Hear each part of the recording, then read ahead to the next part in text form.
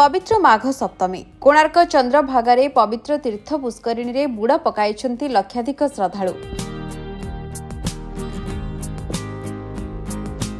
प्रशासन पक्षरु कड़ा सुरक्षा व्यवस्था होइछि।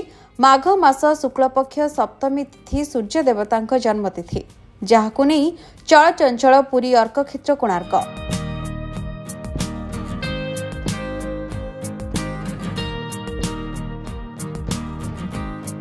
कड़ा सुरक्षा भितर तीन ठाकुर प्रभु त्रिवेणीश्वर, दक्षिणेश्वर, ईशानेश्वर को विमान जोगे पारंपरिक शोभायात्रा रे अणाଯାଇ तीर्थ मंडप रे पूजार्चना करा जायथिला।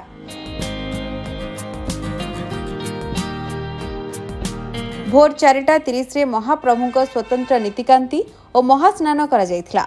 साधु संतक द्वारा चंद्रभागा तीर्थ पुष्करिणी रे तिल तर्पण, जल अर्घ्य दे आळती करा जायथिला।